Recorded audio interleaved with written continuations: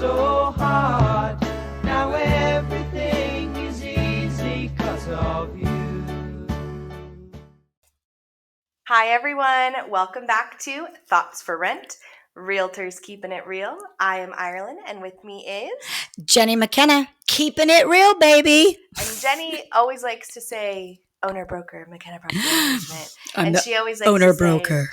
say Jenni McKenna, previous ice skater and mom and marathon runner. So there's a lot of things that Jenni does. And I feel like there's a lot of things that I do. I like to sing, I like to dance, I like to watch movies. But today we're going to talk about a couple of things that Jenni and I don't do. That we are not under the umbrella of property management. Lately, we have been getting a lot of people that have been just asking us to do things that it's not our job. And it's really hard because we value customer service at McKenna Property Management. And so when they ask me to do something, I want to people please, right? But man, some of this stuff is just not us. It's not what we do, guys. And we definitely advertise that we are a full service property management company. And I do genuinely believe that we are a full service property management company. But I think people take that concept of full service and then expect things that even a property manager shouldn't do. Yeah. So we are a full service property management company and we provide you full service as to what a property manager should do. Yes. But there are some things that are still going to be affiliated with your house that don't necessarily fall into the property manager category. Yes. So we're going to talk about that today. We're going to talk about what we are not. That is the big theme of this podcast, what we are not. And I'll tell you right now what we are not, Ireland. We are not a home inspector. Now, I bring this up because just a couple weeks ago, we put a property on the market.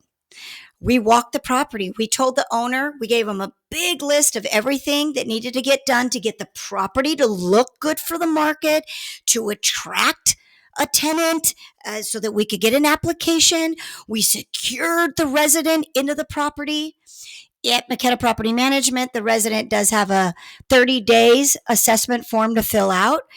Resident was great, waited the 30 days, filled out their form, and there was probably about 7-8 things that they found in the property that they felt like needed to be fixed, or at the least let the owner know that they didn't do this damage, right? I thought, no brainer. I'll call the owner, let the owner know, boom, boom, boom, boom, boom, needs to get done. I'm pretty sure like one of those things was an irrigation line and like the property had been vacant for a couple of months. So it's like, oh, irrigation line, we got to fix the leak. Yeah. So I'm thinking this is going to be an easy phone call. Granted, I should have had a little heads up because 2 team members had been emailing the owner, and from the responses from the email, I should have got the hint. But anyways, I called the owner because that's what I do. I get on the phone. Hey, we got these things. How do you want me to handle it? Pretty easy. Like one of them was a paver that just kind of got a little out of line and it became a tripping hazard and it needs to get fixed. Do you know the owner says to me, you should have caught that. That should have been done before they moved into the property. You gave me a big list of everything that needed to be done, which we did. And why didn't you catch these things? You know, one of the other things that I supposedly should have caught, they have a bar where you hang your clothes. When the resident hung their first set of clothes, it fell down. Now, how the heck am I supposed to know that? Yeah. Right? I've heard owners ask you, like, I've had stories where owners have said, just run a load of laundry to like test. It's like, so you want me to run a load of laundry, maybe bake a pizza in the oven, maybe make some popcorn in the microwave, like run the dishwasher, but make sure you stay for the whole cycle so that there's no possible leaking. No, we can't do that, guys. And so what I like to say is we are not home inspectors. Because keep in mind, home inspectors are licensed, just like how property managers are licensed, just like how realtors are licensed. Just like how loan officers are licensed, there's different licensing for the different categories. Yes, they all cohesively exist together within the same industry, but you wouldn't get your hair done by a lash lady and you wouldn't get your nails done by a hairstylist. Yes. So if you want a home inspection, find someone who's licensed. Now, pay the $500 for a Mhm. home inspection, but it's a different licensing altogether. And I don't think a home inspection is actually necessary when you're putting your property on the market for rent. Because when we do that walkthrough and we're looking at all the cosmetic things, we're going to get the house to show beautifully. We're going to get the application in. And then guess what, Ireland? When the resident moves into the property and money's actually coming in on rent, and they find out that they baked their pizza and it wasn't at the proper temperature in the stove, then let them tell us what the problems are. I don't want to go out and find the problems when there's no rent coming in. Yeah. It doesn't make any sense to me. Let me just do what needs to be done to get the property on the market for rent to get the applications. And then if something's not working when the resident moves in, they are definitely going to let us know. Let them become like the home inspector. Yeah, so that conversation, needless to say, did not go well at all. So we're parting ways with that owner. Yeah, we're going to allow him to go find another property management company. He's going to find a home inspector that's going to collect rent for him. Yeah, yeah. They're the same thing, I guess. And it's really frustrating because as you're having this conversation and the owner is in their mind, obviously their perception is the reality, and I'm not going to change that. In his mind, he really believed that when we told him our list of things to get done, I guess nothing was allowed to get broken that point forward, which is, again, not realistic in the property management world. Yeah. So what's another thing that we are not, Ireland? We are not insurance adjusters. What? Are you kidding me? I know. I hate to break the news, but we are not claims adjusters. So I don't have broker owner / claims adjuster on my title? No, you do not. All right. Tell us a little bit about why you're saying that. We are saying that because obviously there are going to be some repairs that might involve creating a claim. Really big ones, mold, big leaks, huge floods, things of that nature. You're going to have to get your homeowner's insurance involved. And I get a lot of owners asking questions of, when do I get my money? When is this going to be approved? How much is going to be covered under the claim? What's my deductible? I have had owners asking me what their homeowner's insurance deductible is. We are more than happy to help. Part of the full service with property management is communication and like working with your claims adjuster and working with your insurance. But I do not know what your deductible is. I do not know what your plan covers. And I don't know how much of it is going to get approved. I don't know how much of a check they're going to write you. That is all questions for your homeowner's insurance. What we can assist with is as long as you give us permission, we can create the claim on your behalf, and we can make sure we find a good insurance vendor who works with insurances. And we can also make sure that we submit all the photos and all the estimates and all the invoices. But past that, any questions that you have about your coverage or what's happening or how long it's taking or when you're going to get paid, that is all for your homeowner's insurance. That is all for your adjuster to tell you because they know your plan. I think we get pulled into that so often because our owners don't get good answers from their insurance companies. That's my philosophy. My thought is they're so used to call McKenna Property Management, they'll get the answer. If they don't have the answer now, they'll get it soon. And we have an easy way of communicating. They can communicate email, they can communicate via phone. I mean, we've made that part of what our company is good communication. So the minute they go outside of McKenna, now all of a sudden they want us to solve those problems of their insurance agent being bad communicators. Yeah. And there's one, we had one that just recently that finally closed, like all the work got done, but it was a 3-story building condo. Yeah. The upstairs sprinkler system started going off and wouldn't stop. And it wasn't the personal unit sprinkler systems, it was like the hallway and the public sprinkler system. The building. So it was the building's responsibility. It was complete destruction. Yeah. And we were the middle unit in between, and everything had to be rebuilt. But because you're dealing with an HOA, it makes it even trickier because everything has to be to the satisfaction of the HOA.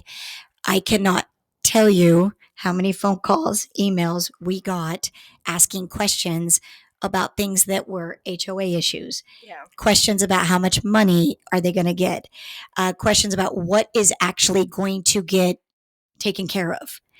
And then to like add insult to injury, I guess is what I can say, I was the one that picked everything out. I actually got suckered into picking out the cabinets, the countertop, the appliances, and everything. But that's not me. That's not what I should. I'm not an interior designer either.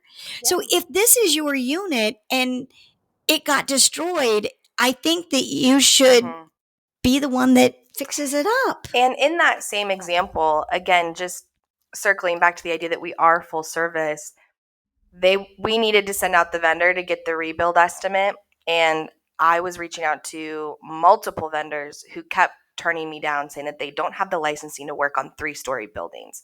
So I had to find somebody who was going to be good with insurance and worked on 3-story buildings. I did that because we are a full service property management company. So there were still things throughout that where we did participate and we were doing the things that were necessary, and we're never going to leave an owner hanging. But we also have no idea when the HOA is going to write the check to pay the insurance bill. That is a question for the HOA. I'm happy to ask it on your behalf, but the answer is they never responded to me, which is about half of the responses I got. That's where that line comes into play. And that's where we get a lot of the blunt and the frustration. I guess blunt's not the right word. We get a lot of the frustration from the owner because, again, they're not getting any answers from anyone else. So they come to us frustrated and want us to fix it.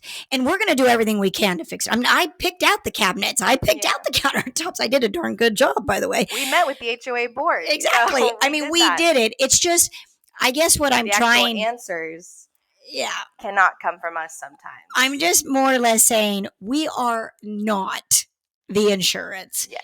We are not the insurance adjuster, and we certainly don't know your insurance coverage. So I think that's kind of the biggest point that on the what we are not. All right. So what's another one that we are not? We are not, kind of looping in the previous job that we just talked about. We are not your HOA board of directors. And we are not your HOA management team, unfortunately. I feel like this is also sometimes a good one for residents to hear too. Yes. Because we will both have residents and owners call in, and kind of in the very beginning when they're still getting used to everything, they'll say, "Why did you issue a violation on my property?" And we're like, "What are you talking about? We didn't issue a violation." And then they send a violation from the HOA, and we have to walk them through. Your HOA management company, we work in tandem with them, but we have no affiliation with them. They're a completely separate company. They're sending you completely separate invoices or separate charges. Again, we'll help you close out the violation and we'll help you correct those issues, but we are not the ones giving you those violations. We are not the HOA. And then that comes down to great example from there, but I just got a really horrible story that I'll share, which is great owner has always paid his HOA on time. He does it as an auto pay, but for some reason, the HOA raised their assessments, which is very common in Las Vegas, especially lately. They raised their assessment, and this particular owner did not pay attention or didn't know it. I mean, if you hear his claim, he was never given any information on it. Whatever it is, he just didn't know. So month after month after month, he was not making his HOA payment in full. Well, that then becomes fines. That becomes then a collection. And then they send it to an attorney, which has a bunch of costs. Long story short, $1,800 over and above the little bit that he was short on every month on his HOA. He was furious with us. Furious with us. I still can't understand why anyone believes that we have control over the accounting of the HOA. When the HOA assessments go up, why we're supposed to know when you're behind on your HOA, and when the collection gets sent, why all of a sudden is it our fault and we need to fix it? Yeah. That one was a little bit of a shocker for me. Especially because if you are paying the HOA dues yourself, there again is just no connection. There's no reason for the HOA to be contacting us. There's no reason for the HOA to be sending us anything. And also, a lot of HOAs have gone digital, and so you have your own personal owner account for Or like HOAs a portal that they can go to. And we do not have your password and your email for that portal, and we're not getting those notifications for those portal. That's, I think that that's kind of the equivalent of getting mad at someone's grandma because your resident didn't pay their rent. The grandma has no idea what the rent is or how much. So it's very much, again, I think real estate and housing and all of that, it's a really big family. Everything works cohesively and congruently together. But you got your mom, you got your dad, they're all different. They're all different sections of real estate. They all work together, but they all do separate tasks. The HOA and property management work together, but they are so separate. And your payments to them are so separate, and your violations are so separate. It's all different. And I think we get bundled up into owner being frustrated, not getting good answers from the HOA. And so what do? They call us because we're available, and they're like, fix it. I don't know how to fix it. I am not your HOA. So that's one. The other one is I am not your tenant. Well, that's a crazy one, right? I am not your resident, which the reason I say it is when a resident is late with their rent, the very first thing the owner asks is, why? Yeah. Why did they not pay? Well, I don't know. How come I don't know? I'm reporting to you that we don't have rent for your property. We're going to do all the proper procedures to make sure that we serve the 7-day. And if they don't pay, then we're going to serve the 24. We're going to go to court if we need to. We're going to do all of that. But for me to get into the head of the resident to find out what is going on, I don't know. Tell me a little bit about you, how you feel. You take more calls than I do on that. I absolutely feel that way. My biggest takeaway for that is one of the reasons you hire a property management company is you want to take the emotion out of it. You want to keep it business oriented. You don't want to take personalities into it. You want to keep everything unbiased and straightforward, and you want to honor the contract. And a lot of owners will reach out and say, why didn't they pay rent? And I'll say, I'm not sure, but if you want, I can reach out. I can see if they're interested in divulging that private information. And any owner that usually says yes, when I do that reach out asking, 9 times out of 10, their mom died, their dad died, they were in Florida for a funeral, they just lost their job, they were in the hospital for a week. But a lot of times they have 2 or 3 moms, we realize, because it's lies. It's really pretty much lies. It's either lies or it is the truth, and the truth is a little sad. And so bringing that truth back to the owner, you're now bringing that bias, and you're now bringing that emotion, and you're graying those lines of keeping it professional.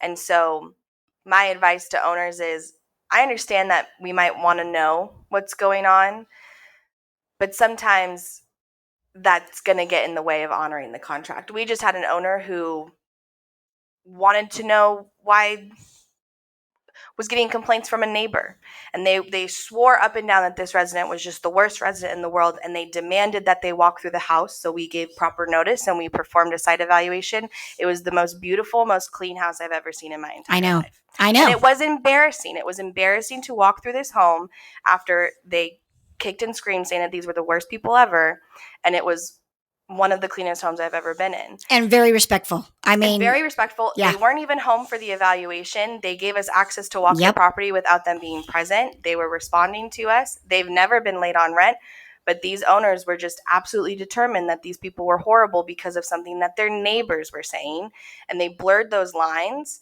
and it didn't. Those neighbors, I think, were wrong, and I think that they grayed the lines of professionalism and they messed with the boundaries.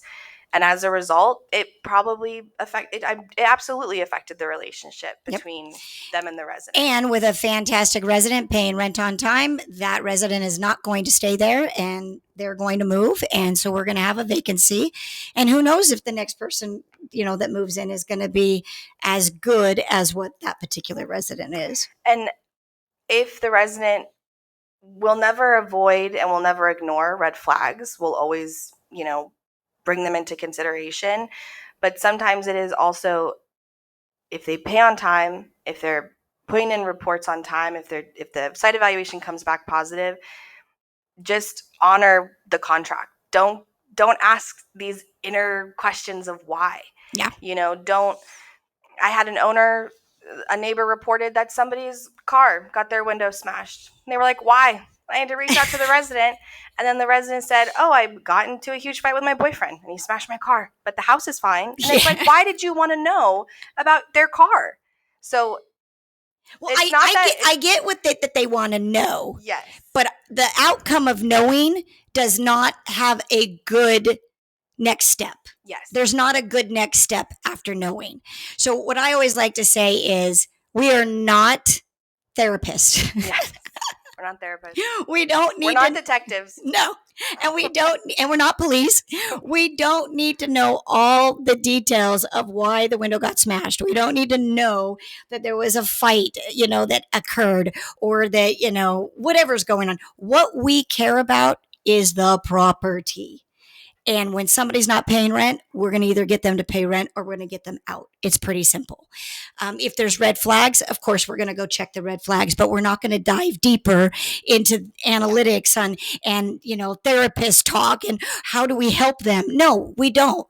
That's not what we're there for.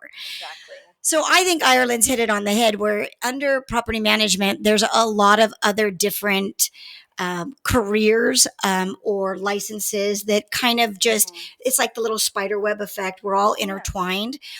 But I think the reason for this podcast and the reason that I wanted to be so real is because these conversations that I'm having lately are a little weird. Like they really believe that because you're a property manager and that you are in charge of the resident that is in their property, that all of a sudden we take on all these different hats. Yeah. And we don't. And we shouldn't. Absolutely. We shouldn't. You wouldn't trust your car salesman to change your oil. Correct. And you wouldn't trust your oil guy to wash your car. And you wouldn't trust your car washer to put gas in your car. But it all has to do with your car. And I think it's the same thing with the house. You wouldn't necessarily trust your realtor to change out the toilet. But you wouldn't trust the guy who changed out the toilet to help you with your HOA violations. So it's all really important to know that everything can happen cohesively and can coexist. But it's a lot of working together, not working with one singular person. And to summarize is be nice to your property manager. When your unit floods and there's an insurance, they'll work with you, but don't expect them to be, the insurance adjuster or all the other things that we've talked about. Yeah. And as long as, you're working with respect with the property manager, they certainly can help lead you in the right direction. I know we've done that a lot, but just don't think that they are the everything to everything. Absolutely. I think the best way to look at it as every single property manager will do their best to be the best at their job, and then they should also have really great recommendations. So I think that's also a really telltale sign is if you say, hey, I'm looking to change homeowners insurance. Do you have a recommendation of an insurance person? They should have one. They should have vendor recommendations. They should have home inspector recommendations. And that's, I think, going to be a really good sign to tell if you're working with someone good is not that they're willing to take everything on because they may not take it on very well, but that they're willing to point you in the direction of someone who can take it on really well for you. Amen to that, Ireland. Great ending. All right, you've been listening to Thoughts for Rent, hosted by Ireland and Jenny. And if you like what you're hearing and you feel like we know what we're doing, share it with a friend. We would love that. Or subscribe so that you don't miss out on any of the real talk that we do. Oh, yeah. So Thoughts for Rent, realtors keeping it real. Hopefully that you'll tune in next week. Till next time, guys. Bye. Oh, there you go. Sound good? Okay, good. I'll pass over to Ireland. Here you go, Kim. Thanks, Pops.